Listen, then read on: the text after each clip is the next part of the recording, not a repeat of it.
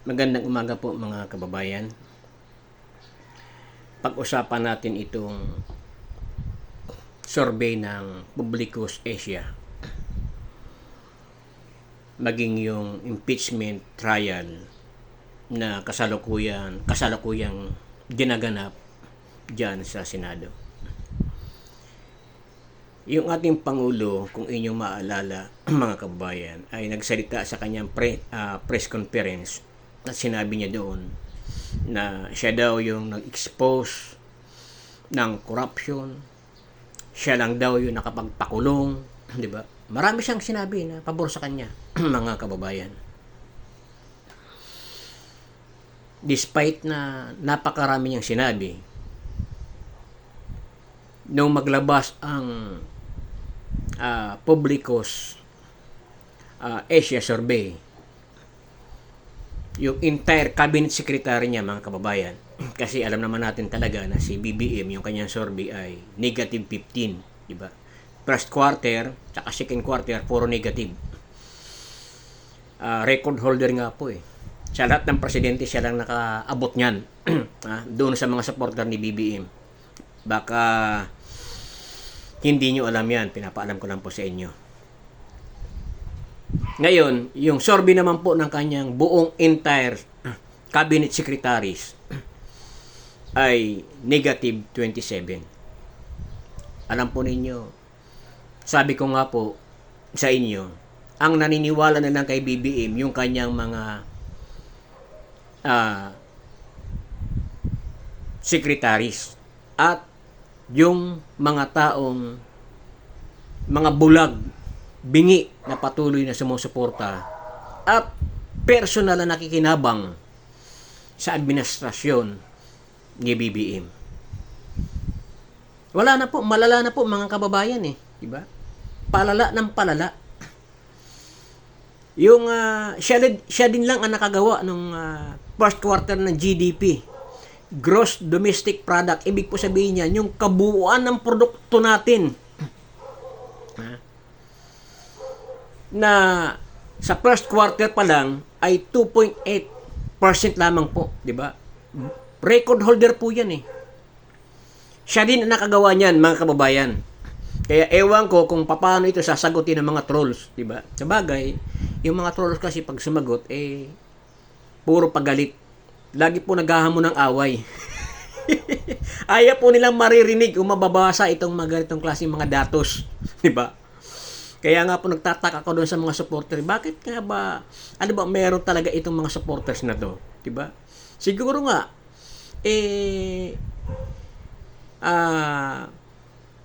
binabayaran siguro. Kasi nga ito si Claire Castro ang tingin niya doon sa mga nagsalita sa kanya doon sa Canada ay mga binayaran. Ganun po ang pag-iisip nitong mga taong ito sa lahat ng mga Pilipino. Sa tuwing may magsasalita sa kanila nang hindi pabor sa kanila, ang iniisip nila kagad, binayaran. Palibasa, gawain po nila yan. Diba?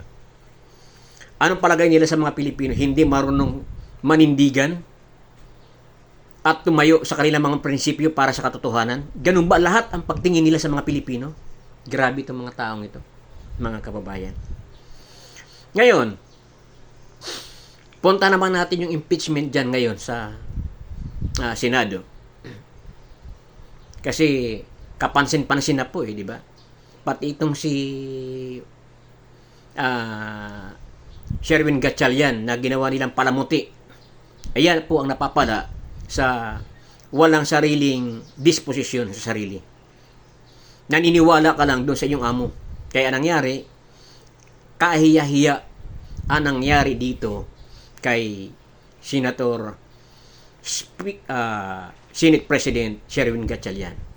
Bakit po? Record holder na naman po ito sa kasaysayan ng Pilipinas. Isang Senate President na hindi po marunong mag-preside. Ayan. Siya lang po ang nakagawa niyan, mga kababayan. Di ba? Kaya marami pong maitatala sa kasaysayan ng Pilipinas sa panahong ito ni BBM, mga kababayan. Pag nabasa po yan ng kanilang mga apo at ng kanilang mga anak, di ba? Apo ng apo siguradong mahihiya po. Diba? Kaya lang sadya pong makakapal ang mukha. O pansinin natin ngayon yung prosecutions. Hindi nyo ba napapansin mga kababayan? Yung prosecutions panel. Dito ka lang makakita ng prosecutions na hindi po marunong mag-prosecute. Napansin nyo ba? Ang taga-prosecute po nila, yung kanilang mga private lawyers na kinuha. Ang trabaho po nila, itong mga prosecutions panel ng mga congressman, ay magpropaganda. Doon pa lamang sa Justice Committee sa Kongreso, ang iingay po nila, mga kababayan. Puro propaganda po ng propaganda. Kaya akala po ng mga tao na hindi nakakaintindi, abay, tama, ito sila. Diba? Sila na yung paniniwalaan. Buti na lang, meron na tayong social media sa panahong ito. Kaya malaking tulong po yung social media lalo yung Facebook. Kasi, ang tao marunong nang mag-verify. Diba? Yung mga pare, madre, ayan, ginagamit po nila yan sa kanilang mga propaganda. Mga kababayan. Ito po kasi yung propaganda ay, ang atake po nito ay para makakuha ng simpatya. Bilugin ang kaisipan ng mga tao. Yan po yung propaganda. Kaya nga mapapansin niyo mga kababayan, sa tuwing magsisimula sila ng kanilang pananalita o opening statement doon sa Senado, doon sa impeachment trial, ay nagpopropaganda po muna sila, di ba? Tingnan mo itong private prosecutor na kanilang kinuha, si Lorna Kapunan. Abay, nakapagpropaganda din po mga kababayan. Di ba? Pati itong si Congressman Lawrence Defensor, propaganda din po yung mga pinagbibitawan nila. Pero kapag magdidirect examinations na po doon sa kanilang mga witness, yung mga private, yung mga dikampanilya na po ng mga abogado nila na kanilang hinire. Panasinin po natin yung kanilang witness. Si John Mark Calilong. Marami pa nitong mga kaso, mga kababayan, na in-expose ni Attorney Vic Rodriguez. Kung tutuusin mga kababayan, sabi nga ng mga abogado, lalong-lalo na si Sal Panelo, Attorney Sal Panelo, na isang magaling at veterano rin na abogado, hindi po disputed yung pagpipresenta doon sa video. Wala pong questions doon, mga kababayan. Diba? Hindi po pinagtatalunan doon. Dapat, ang tanong doon, mga kababayan, kung mayroong bang threat doon sa binitawan ni Vice President Sara Duterte o impeachable offense ba yung kanyang binitawang salita. Yun po yung sinasabi ni Atty. Panelo, mga kababayan. Para hindi po na sana nasasayang yung oras doon sa hearing na umaabot po yan ng 25 million per sessions, mga kababayan. Mataki po ninyo, 25 million per sessions. Ilang sessions po yan? Hanggang next year po yan. Tapos ang hinahabol nila rito kay Vice President Sara Duterte ay 125 million na confidential fund na nagsalita na dyan ang Commission on Audit. Diba? Kailan lang? Mga kababayan. Kaya nga, bingi sila dyan ngayon Mapapansin ninyo, ang inuna nilang sa article of impeachment, hindi po yung 1, 2, 3, kundi yung 4 agad. Kasi, ang sabi nito mga veterano, mga abogado na magagaling, yun lang kasi ang meron silang witness na maayos-ayos. Subalit, tinapo ninyo ano nangyari. Nagkagiba-giba ang kredibilidad nito na isang expert kuno na nag-training sa loob lang ng 2 linggo sa isang kumpanya na nagbebenta ng mga surveillance equipment. Panasin niyo po ninyo. Mga computer, di ba? Mga CCTV, yung po produkto po yung binibenta, yung MaxCore Interventure Company. Hindi po nag-aalok ng training. Diba?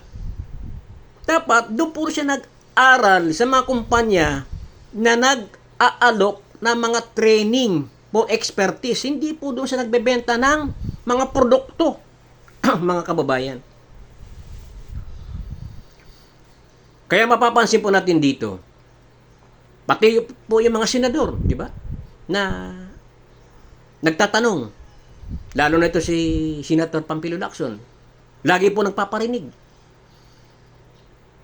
Ang alam ko, yung kanya pinaparinggan doon, yung kanya sinabi, si Senator Peter Alan Cayetano. Alam po ninyo, doon sa mga senador na hindi naman mga abogado, kung kayo man po ay nililikturan nitong mga abogado ng mga senador, dapat po na makinig kayo dito kasi mga abogado po yan Yun po yung kanilang pinag-aralan. Diba? Kaya pansinin po ninyo, kapag nagkakaroon ng debate sa Senado, nangangamuti po ng todo-todo itong mga senador ng mga hindi mga abogado.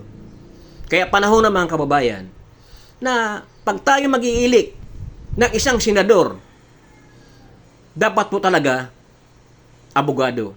Opposition man yan, or administrations, dapat abogado. Kasi ako naniniwala na kapag parehas ng abogado yung mga nandoon, either opposition or administrations, pairalin po nila yung kanilang pagiging professional sapagkat yun po yung kanilang natapos.